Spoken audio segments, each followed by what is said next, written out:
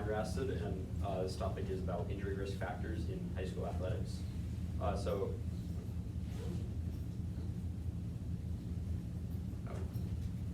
some important statistics to take note of as a background is that among adolescents in the United States, there's about 30 to 45 million who participate in athletics. Those are just defined as 6 to 18-year-olds who compete in some sort of athletic competition. And among those, 6 million are high schoolers.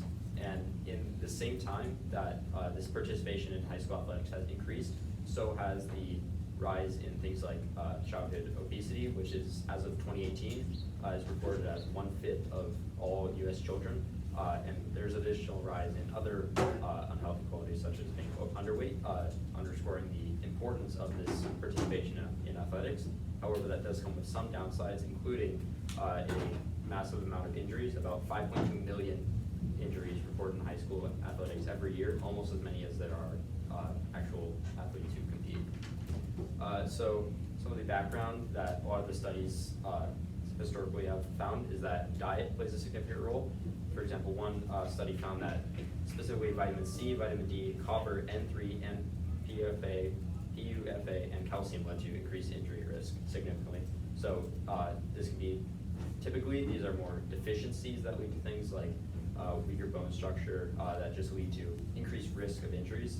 And an additional study measured 5 different types of diets, things like high-fat diet, vegetarian, and found that each type of diet has significant trade-offs, so benefits and negatives, leading to an inference that you can find that more balanced diets play a better role. An additional study by Philip von Rosen found that about 60% of injuries could be reduced, their risk, through diet.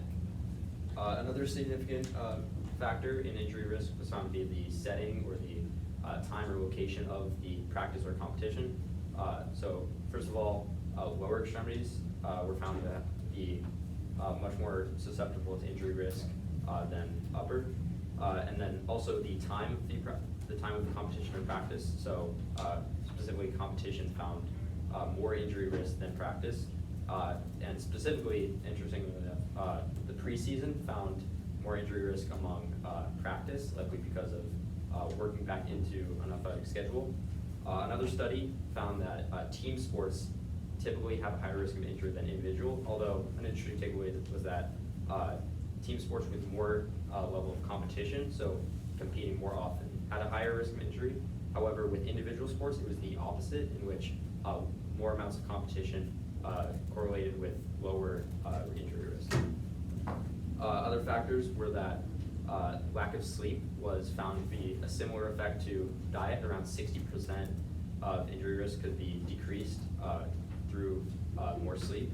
And another study found that the subjective well-being on a scale from 0 to 100 was correlated with lower injury risk. However, this could be an inverse relationship with injury correlating, injury being the cause of the subjective well-being.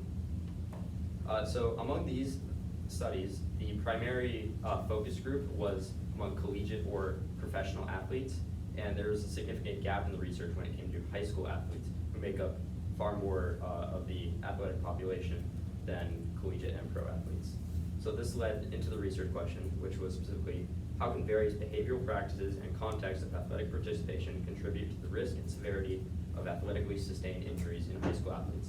So this can be anything from in competition or in practice practices, things like the setting that was spoken about earlier, or things that are just behavioral, so sleep, diet, things like that. So the method used was based on another study from Philip von Rosen, which addressed the subjective well-being on the scale of 0 to 100, and I adjusted that in order to create a subjective well-being score, or a subjective injury severity score among those who had reported an injury on a scale from 0 to 10. And using this, I created a correlation of quantitative analysis using a survey as the data collection method that collected information like just background info like age, height, weight, and then more behavioral and athletic participation. So what type of sport, how long have you been involved in that, what level are you involved in, so varsity, JV, recreational athletes. And after collecting all this data, I chose to exclude certain data that did not address the research question, and then organized and analyzed the data to run correlational tests and take averages using R value squared, and then finally summarize the findings. So the results of the survey found 148 responses, and I only used 130 of them because the additional 18 either reported had issues with the survey or did not report to being involved in injuries. This addressed a Catholic all-boys high school with pretty high levels of athletic participation, and of the 130 responses that reported a history in athletics, 79 of them reported an injury history, so the majority. And because of the way the survey was distributed, about 73% were actually freshmen of the responses. So some of the averages that were found from these responses were that the average weight was 151.8 pounds, average height was 69.2 inches, sleep was less than the recommended amount at 7.2 hours. The average injury severity among only those who reported an injury, so not among the entire subject size, was 6.2 out of 10, and the average length of involvement in the sports was 3.9 years, despite having majority freshmen. So when correlational tests were run on sleep, weight, height, and the amount of time spent in a sport, there was very little correlation found with those metrics and how much severity the respondent reported in their scale from 1 to 10. So this was interesting as most of these mostly address the behavioral factors, so things that weren't explicitly related to their actions taken in the sport, but rather their lifestyle practices. And this was contrary to a lot of the literature review and the other studies that we found. So when taking the averages, I used 3 different metrics. So the percent of athletes that were injured, the average injury severity, so the average injury severity among those who reported an injury, and then the average overall severity, which sort of combined both of the other 2 metrics to analyze how the average injury severity among all the athletes in that sport. So this was first done with the level of participation. So this was split into recreational, junior varsity, and varsity, and there was a significant correlation with higher levels of participation and higher levels of injury, both in the amount injured and the severity of the injury. Next that was analyzed was the type of sport. So there was a significant correlation with basketball was the highest rate of injury, while swim and dive and hockey, surprisingly, were the lowest. Swim and dive likely because of the lack of impact and contact. Among the average severity, though, contact sports saw a higher severity. So this is contrary to some of the popular belief that contact sports have a higher risk of injury, but rather they have a higher severity. So this was one of the interesting takeaways, that contact sports do not necessarily correlate with a higher percentage of the athletes that were injured, but rather those that were injured reported significantly higher injuries. So this leads me to believe that contact sports, specifically the impact and the traumatic injuries, were generally more severe than those in non-contact sports with the regenerative stress-based injuries.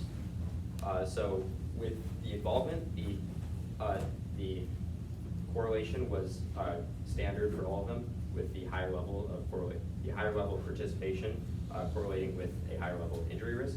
Although with the injury severity, the largest gap came between recreational and junior varsity athletes, while surprisingly the largest gap in the percentage injured came between junior varsity and varsity athletes. And the other interesting takeaway was that there was no correlation between the injury severity and the injury percentage among any sport. So some of the issues with this study potentially would be the sample size, which was only 130 used responses. This creates issues with the correlational and the correlations, which could explain the lack of correlations with the R value squared that was found with the behavioral variables. The majority of the study, the participants were freshmen, which could limit the amount that high school athletics actually played a role in it.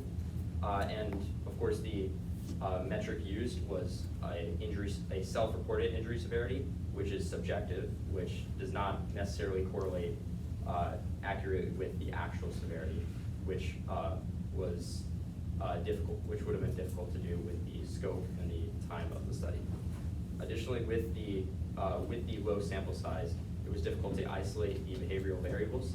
So, for example, it was hard to isolate sleep as the independent variable in the correlational test, as things like diet or type of sport, which weren't explicitly accounted for, or would impact them.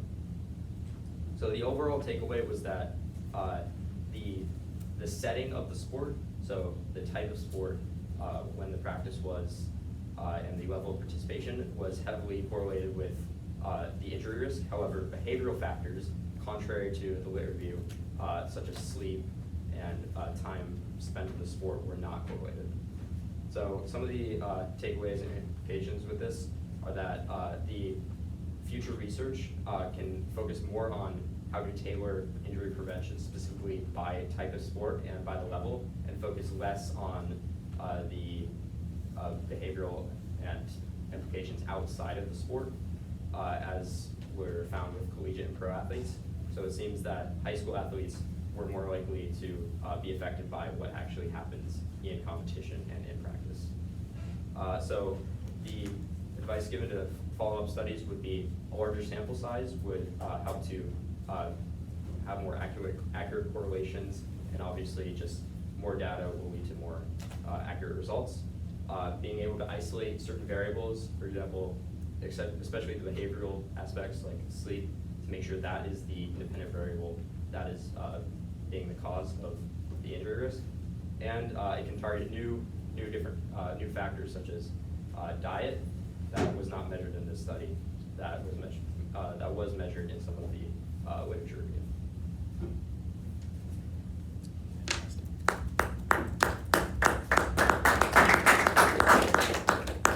Thanks, Ryan. So we got a few questions for you, and then you'll be done.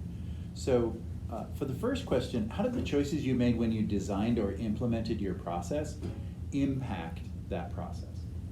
So that mainly came from the method. So the way my method was thought out was by survey and very numerical data. So that influenced how the results would be analyzed on a more correlational basis rather than experimental, as with the scope of the study, it was very difficult to, it would have been very difficult to make an experimental study which would have a direct cause and effect. Okay, fantastic. And as a follow-up to that, how does your new understanding address the gap? You identified that gap earlier. How does your new understanding attempt to fill that gap? Yeah, so to address the gap was specifically the population, so high school athletes. It's sort of comparing the results of my study with those of the common narrative. Found that the main difference was that high school athletes were less susceptible to be affected by behavioral factors than maybe collegiate and professional athletes. So that was a difference found between high school and higher level athletes, was really the source of the injuries. Terrific. And then as a final question, think back to the initial curiosity that sparked this interest. Do you have any other curiosities that you thought you might explore? What are those, and what might you do with those? Yeah, so the initial curiosity was just an interest in high school athletics as an athlete who just dealt with injury myself, and just the overall factors of what could be used to prevent that. And the additional curiosities would be things like diet that I mentioned, like being able to see how specific dietary metrics would be able to affect injury. Okay, terrific.